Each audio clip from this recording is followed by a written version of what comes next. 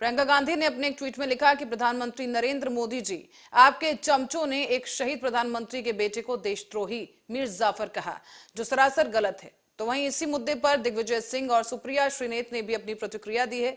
क्या कुछ कहा गया वो आपको सुनवाएंगे। के स्पोक्स पर्सन हो, चाहे मंत्री हो, चाहे उनके सांसद हो, चाहे प्रधानमंत्री खुद, सुबह से शाम तक वो मेरे परिवार के बारे में, राहुल जी के बारे में, मेरे पिताजी के बारे में, मेरी माता जी के बारे में, इंदिरा जी के बारे में और पंडित जी नेहरू जी के बारे में कुछ न कुछ आलोचना करते रहते हैं, कुछ न कुछ अपशब्द। ये सिलसिला पुराना है, सब पूरा देश जानता है, पूरा देश देखता है। ठीक है, उनके खिलाफ किसी जज ने किसी 2 साल का सेंटेंस नहीं दिया, उनको डिस्क्वालीफाई नहीं किया। और मेरे भाई ने क्या किया? अडानी का मुद्दा उठाया। मेरे भाई ने अडानी का मुद्दा उठाया, सवाल पूछे संसद में, इसीलिए ये सब हुआ है। जो जिस केस का स्टे कंप्लेनेंट ने खुद मांगा था, 1 साल से स्टे था, अडानी पे जो भाषण दिया मेरे भाई ने, उसके बाद अचानक उसको केस को जिंदा क्यों किया? अगला कदम क्या होगा? ये सरकार अडानी पे जवाब देना नहीं चाहती, डरती है इन सवालों से, इसीलिए ये पूरी प्लानिंग के तहत किया गया है ताकि राहुल जी अगला कदम क्या होगा मैम आपका? मैंने कहा अगला कदम क्या होगा? मैंने कहा है कांग्रेस लड़ेगी, राहुल जी लड़ेंगे, हम सब लड़ेंगे। ये हमारे रगों में जो खून दौड़ता है ना, ये शहीदों का खून है। सुन लीजिए, जिस खून को आप बार बार परिवारवादी कहते हैं, बार बार आप आलोचना करते हैं, बार बार आप शब्द इस्तेमाल करते हैं, ये खून रहा है इस देश के लिए, ये पीछे हटेगा नहीं। डरते नहीं है, हम लड़ते रहेंगे और आप खड़े रहेंगे। जैसे कि उम्मीद थी नरेंद्र मोदी जी से, अमित शाह जी से और संपूर्ण भारतीय जनता पार्टी से कि वे राहुल गांधी जी को संसद में अपनी बात कहने का मौका नहीं देंगे। संसद नहीं चलने दी। उन्होंने जितनी बातें हिंडनबर्ग रिपोर्ट और मोदी अडानी जी के संबंधों के बारे में कही थी, पूरे संसद की कार्रवाई से उन्हें हटा दिया गया। क्यों हटा दिया गया? किस बात का डर है? मोदी जी क्यों डरते हैं? मोदी जी की जबान से आज तक इस विषय पर एक शब्द नहीं निकला। संसद में चर्चा नहीं करने दे रहे हैं, चर्चा नहीं होने दे रहे हैं। आखिर कब तक रोकिएगा? आप संसद में नहीं बोलने देंगे ना, मत बोलने दीजिए। जनता से बीच में जाने से रोकेंगे, वहां भी हम पर केस लगाएंगे, वहां पर भी हम पर झूठे प्रकरण बनाइए। कांग्रेस का एक एक कार्यकर्ता घर घर जाएगा और अपनी बात दृढ़ता से जनता तक पहुंचाएंगे। जितना हम पर मुकदमे बनाने हैं बना लो। आशंका थी और पूरा विश्वास भी था कि राहुल गांधी जी की लोकसभा सदस्यता को मोदी सरकार घिनौने षड्यंत्र से जरूर रद्द करेगी और वही काम उन्होंने किया है। बिल्कुल जो तत्परता दिखाई है वो उनकी द्वेष से ग्रसित राजनीति की है। लेकिन वो ये भूल जाते हैं कि राहुल गांधी इस देश की आवाज है। वो भूल जाते हैं कि राहुल गांधी इस देश के लिए, इस देश के लोगों के लिए, इस देश के लोकतंत्र को बचाने के लिए जो लड़ाई सड़क से सदन तक लड़ रहे थे, अब वो और प्रखरता से और प्रमुखता से और पुरजोर तरीके से और मजबूती से लड़ेंगे। क्योंकि राहुल गांधी ने ठान ली है कि सच को सच बुलाने की, चोरों को चोर बुलाने की, अडानी पर सवाल पूछने की हर वो कीमत अदा करने को तैयार है। असलियत तो यह है कि सदन की इस तस्वीर को, जिससे आपकी कलई खुल गई, जिससे अडानी के आपके संबंध पर सवाल उठ गया, इसने तानाशाह को बौखला दिया था, इसने तानाशाह को घबरा दिया था। तानाशाह को समझ में नहीं आ रहा था क्या करे। आपने राहुल जी का माइक म्यूट किया, संसद को म्यूट किया, उनको बोलने का मौका नहीं दिया और अब उनकी सदस्यता रद्द कर दी। लेकिन आप ये भूल जाते हैं कि इतिहास साक्षी है कि जब जब सत्य को दबाया जाता है, सत्य और मजबूत बन के उठता है।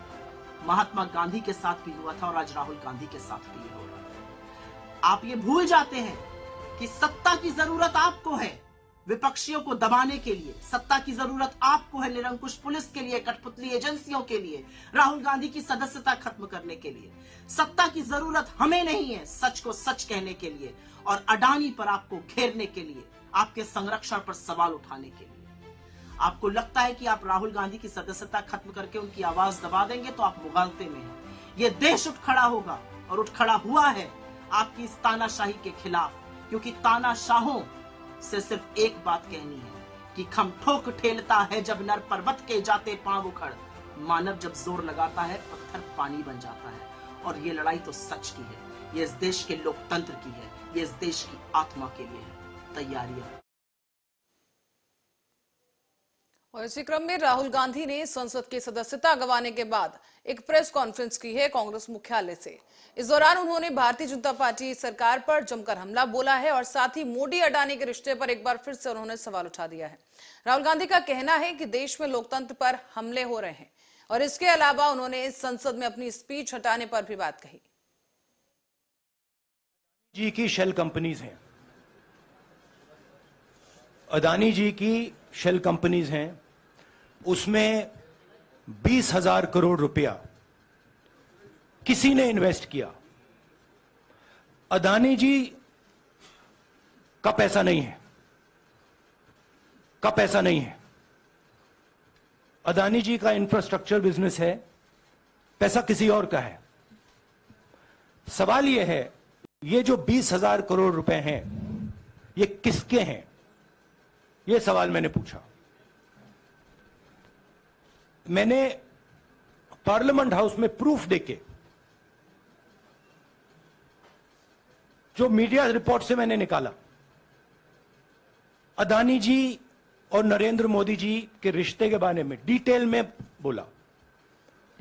रिश्ता नया नहीं है, रिश्ता पुराना है। मेरी स्पीच को एक्सपंज किया गया।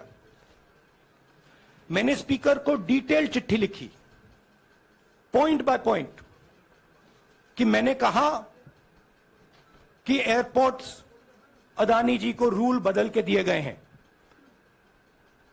ये लीजिए रूल की कॉपी, उसको बदला गया है। चिट्ठी लिखी, कोई फर्क नहीं पड़ा। फिर मेरे बारे में मंत्रियों ने पार्लियामेंट में झूठ बोला कि मैंने विदेशी ताकतों से मदद मांगी। मैंने ऐसी कोई बात नहीं की है। मैंने कहा स्पीकर से, मैंने जाके कहा, स्पीकर सर, पार्लियामेंट का नियम है कि अगर किसी मेंबर पर कोई एक्यूजेशन लगाता है तो उस मेंबर को जवाब देने का हक होता है। मैंने एक चिट्ठी लिखी, उस चिट्ठी का जवाब नहीं आया। दूसरी चिट्ठी लिखी, उस चिट्ठी का जवाब नहीं आया। फिर मैं स्पीकर के चेंबर में गया। मैंने स्पीकर सर से कहा, स्पीकर सर, ये कानून है, ये रूल है, इन्होंने झूठा आरोप लगाया है, मुझे आप बोलने क्यों नहीं दे रहे हैं? स्पीकर सर मुस्कुराते हैं, कहते मैं नहीं कर सकता। और फिर उसके बाद आपने सबने देखा क्या हुआ। सवाल पूछना मैं बंद नहीं करूंगा। नरेंद्र मोदी जी का अदानी के साथ क्या रिश्ता है और 20,000 करोड़ रुपए किसके हैं, मैं पूछता जाऊंगा। मुझे कोई डर नहीं लगता इन लोगों से। और अगर ये सोचें कि मुझे डिस्क्वालीफाई करके, धमका के, जेल में डाल के मुझे बंद कर सकते, नहीं, मेरी वो हिस्ट्री नहीं है। मैं हिंदुस्तान के लोकतंत्र के लिए लड़ रहा हूं और मैं हिंदुस्तान के लोकतंत्र के लिए लड़ता रहूंगा। किसी चीज से नहीं डरता हूं, यह सच्चाई है। मैं पूछता जाऊंगा, मुझे कोई डर नहीं लगता इन लोगों से। और अगर ये सोचें कि मुझे डिस्क्वालीफाई करके, धमका के, जेल में डाल के मुझे बंद कर सकते, नहीं, मेरी वो हिस्ट्री नहीं है। मैं हिंदुस्तान के लोकतंत्र के लिए लड़ रहा हूं और मैं हिंदुस्तान के लोकतंत्र के लिए लड़ता रहूंगा। किसी चीज से नहीं डरता हूं, यह सच्चाई है। और फिर उसके बाद आपने सबने देखा क्या हुआ। सवाल पूछना मैं बंद नहीं करूंगा। नरेंद्र मोदी जी का अदानी के साथ क्या रिश्ता है और 20,000 करोड़ रुपए किसके हैं, मैं पूछता जाऊंगा। मुझे कोई डर नहीं लगता इन लोगों से। और अगर ये सोचें कि मुझे डिस्क्वालीफाई करके, धमका के, जेल में डाल के मुझे बंद कर सकते, नहीं, मेरी वो हिस्ट्री नहीं है। मैं हिंदुस्तान के लोकतंत्र के लिए लड़ रहा हूं और मैं हिंदुस्तान के लोकतंत्र के लिए लड़ता रहूंगा। आपने सबने देखा क्या हुआ। सवाल पूछना मैं बंद नहीं करूंगा। नरेंद्र मोदी जी का अदानी के साथ क्या रिश्ता है और 20,000 करोड़ रुपए किसके हैं, मैं पूछता जाऊंगा। मुझे कोई डर नहीं लगता इन लोगों से। और अगर ये सोचें कि मुझे डिस्क्वालीफाई करके, धमका के, जेल में डाल के मुझे बंद कर सकते, नहीं, मेरी वो हिस्ट्री नहीं है। मैं हिंदुस्तान के लोकतंत्र के लिए लड़ रहा हूं और मैं हिंदुस्तान के लोकतंत्र के लिए लड़ता रहूंगा। किसी चीज से नहीं डरता हूं, यह सच्चाई है। अदानी जी और नरेंद्र मोदी जी के रिश्ते के बारे में डिटेल में बोला। रिश्ता नया नहीं है, रिश्ता पुराना है। जब नरेंद्र मोदी जी गुजरात के सीएम बने थे तब से रिश्ता है और उसके बहुत सारे पब्लिक प्रूफ्स हैं। हवाई जहाज में मैंने फोटो दिखाई, नरेंद्र मोदी जी बड़े कंफर्ट में बैठे हुए थे अपने दोस्त, अपने मित्र के साथ। पार्लियामेंट में मैंने दिखाई। यह सवाल मैंने पूछा। और कांग्रेस नेता राहुल गांधी की लोकसभा सदस्यता जाने के बाद कांग्रेस में मंथन का दौर चल रहा है। शुक्रवार की देर शाम पार्टी अध्यक्ष मल्लिकार्जुन खड़गे, पूर्व अध्यक्ष सोनिया गांधी की मौजूदगी में रणनीति तय की गई और बाद में कांग्रेस की ओर से कहा गया कि कानूनी लड़ाई लड़ेंगे और साथ ही जन आंदोलन भी करेंगे। इस बीच प्रियंका गांधी वाड्रा ने कहा है कि भारतीय जनता पार्टी के प्रवक्ता हो या सांसद हो या मंत्री हो या प्रधानमंत्री, खुद सुबह से शाम तक मेरे भाई राहुल गांधी या मेरी माता हो या इंदिरा जी के बारे में हो या नेहरू जी के बारे में कुछ ना कुछ आलोचना करते रहते हैं। ये सिलसिला पुराना है और ये पूरे देश की जनता जानती है। स्पोक्स पर्सन हो, चाहे मंत्री हो, चाहे उनके सांसद हो, चाहे प्रधानमंत्री, खुद सुबह से शाम तक वो मेरे परिवार के बारे में, राहुल जी के बारे में, मेरे पिताजी के बारे में, मेरी माता जी के बारे में, इंदिरा जी के बारे में और पंडित जी नेहरू जी के बारे में कुछ न कुछ आलोचना करते रहते हैं, कुछ न कुछ अपशब्द। ये सिलसिला पुराना है, सब पूरा देश जानता है, पूरा देश देखता है। ठीक है, उनके खिलाफ किसी जज ने किसी 2 साल का सेंटेंस नहीं दिया, उनको डिस्क्वालीफाई नहीं किया। और मेरे भाई ने क्या किया, अडानी का मुद्दा उठाया। कांग्रेस नेता राहुल गांधी पर हुई कार्रवाई के संबंध में महाविकास अघाड़ी के विधायकों ने मुंह पर काली पट्टी बांधकर विधान भवन की सीढ़ियों पर मौन धरना दिया है। आज बजट सत्र में कामकाज का आखिरी दिन था, लेकिन सत्र का कामकाज शुरू होने से पहले ही विपक्षी दल के नेता अजित पवार और अंबादास दानवे के नेतृत्व में विधान भवन की सीढ़ियों पर बैठकर ये मौन धरना प्रदर्शन किया गया है। हाथों में लोकतंत्र की हत्या लिखी हुई तख्तियां लेकर तमाम प्रदर्शनकारी बैठे हुए हैं और आप देख सकते हैं तस्वीरों में कि यहाँ पर विधान भवन की सीढ़ियों पर बैठकर किस तरीके से प्रदर्शन किया जा रहा है।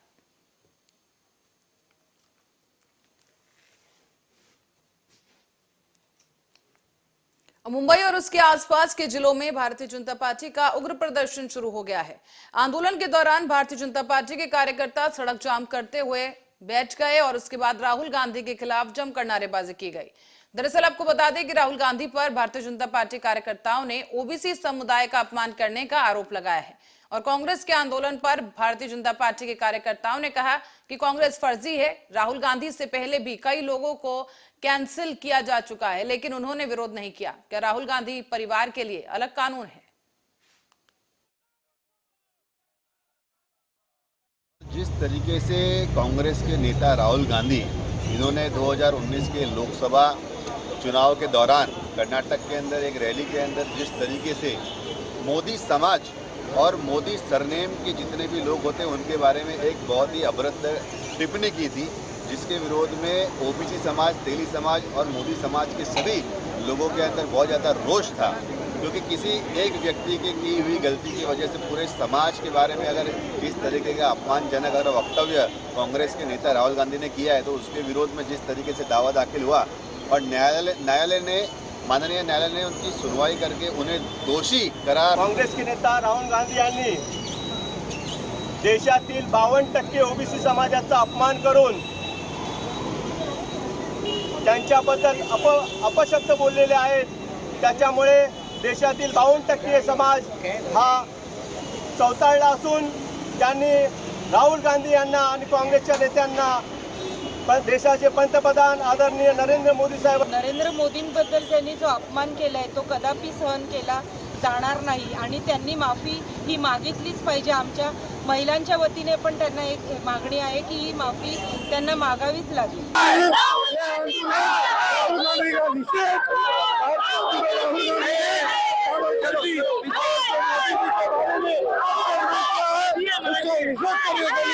भारतीय जनता पार्टी के सारे कार्यकर्ता। और महाराष्ट्र की सुप्रसिद्ध गायिका आशा भोसले को महाराष्ट्र भूषण पुरस्कार से नवाजा गया है। तो वहीं इस बीच महाराष्ट्र के मुख्यमंत्री एकनाथ शिंदे और उप मुख्यमंत्री देवेंद्र फडणवीस और कैबिनेट मंत्री सुधीर मुंगटीवार और क्रिकेट के भगवान कहे जाने वाले सचिन तेंदुलकर ने अपने हाथों से आशा भोसले को ये पुरस्कार सौंपा है।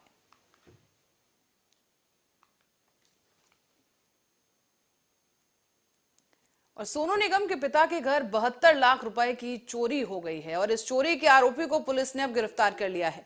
साथ ही पुलिस ने इस आरोपी रेहान के पास से 70,70,000 रुपए रिकवर भी किए हैं।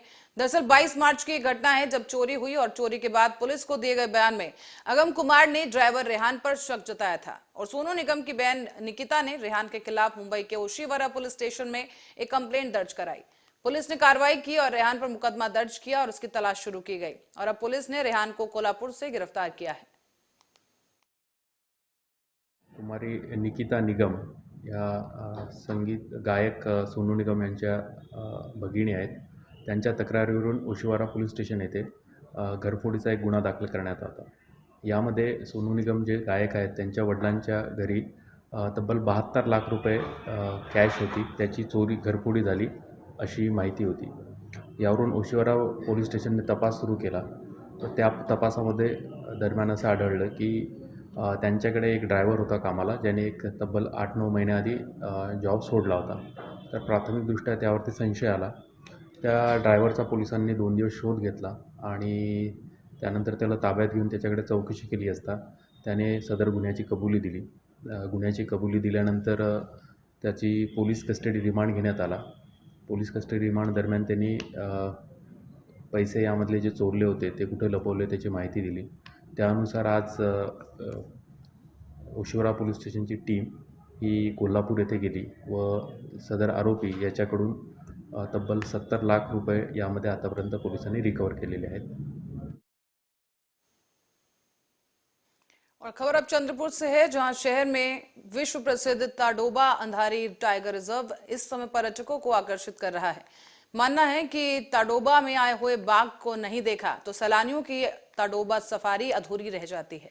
इसीलिए पर्यटक ज्यादा से ज्यादा समय ताडोबा में बाघ दर्शन के लिए व्यतीत करते हैं और इस बीच शावकों को गोद में लिए बाघिन के बेचने का एक विशेष क्षण कैमरे में कैद हो गया है। ये तस्वीरें हम आपको भी दिखा दें, जहां पर ताडोबा की तस्वीरें हैं, जहां बिजली नामक ये बाघिन है जो अपने शावकों के साथ कैमरे में कैद हुई और इसका वीडियो अब तेजी से वायरल हो रहा है।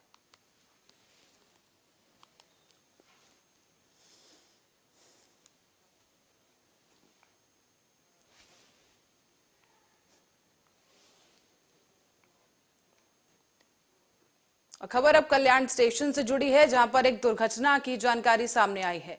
बता दें आपको कि एक फूल की दुकान में आग लग गई और दुर्घटना में दुकान में सो रहे कर्मचारी की जलकर मौत हो गई है। मौके पर पहुंची पुलिस ने शव को पोस्टमार्टम के लिए अस्पताल भेज दिया है और आग लगने के कारणों की जांच की जा रही है।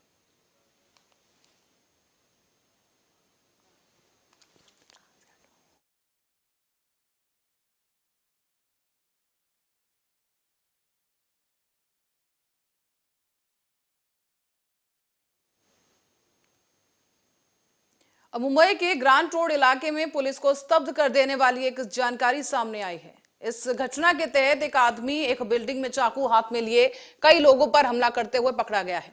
हालांकि जब तक ये घटनास्थल पर पुलिस पहुंचती तो आरोपी ने 5 लोगों पर हमला कर दिया था और आरोपी खुद को कमरे में बंद करके बैठ गया। काफी मशक्कत के बाद पुलिस ने उसे पकड़कर उससे पूछताछ शुरू की है। जानकारी में सामने आया कि अब तक 4 लोगों की मौत हो चुकी है और कई लोग गंभीर रूप से घायल हैं और ये शख्स अपनी बीवी और बच्चों के चले जाने से परेशान था। वाले लोगों पे चाकू हल्ला किया है वो और हल्ला और कर रहा है, ऐसी इन्फॉर्मेशन पुलिस स्टेशन को मिली थी। पुलिस स्टेशन की टीम वहाँ पे सीनियर पीआई खुद तुरंत पहुँचे और उस आरोपी को वहाँ से स्पॉट से हमने कस्टडी में लिया है। आरोपी का नाम चेतन काला है, उसकी उम्र 54 ईयर्स है।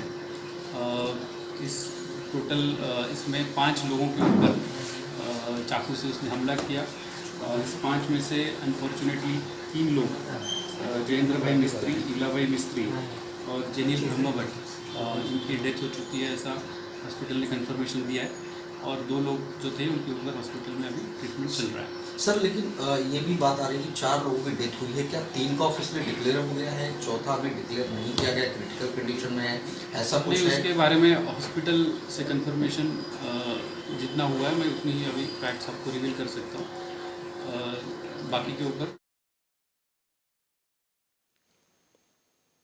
और इस बीच राज्य सरकार के पशुपालन और डेयरी विकास विभाग की ओर से शिरडी में आयोजित किए गए 3 दिवसीय महापशुधन एक्सपो 2023 का उद्घाटन पशुपालन मंत्री वीके पाटिल ने किया है। साथ ही जानकारी दी गई कि शिरडी में राज्य सरकार किसानों और पशुओं के मामले में बेहद संवेदनशील होकर फैसले ले रही है। इसी क्रम में गौ आयोग की स्थापना के साथ ही राज्य सरकार ने गौपालन के साथ साथ डेयरी उद्योग के संरक्षण और रोजगार सृजन के लिए एक और कदम बढ़ाया है। सरकार का लक्ष्य कृषि गतिविधियों के माध्यम से ग्रामीण क्षेत्रों में रोजगार पैदा करना है और कहा जा रहा है कि संकट के बीच भी पशुपालकों को पशुधन बचाने में मदद करने वाला महाराष्ट्र देश का एकमात्र राज्य बन गया है।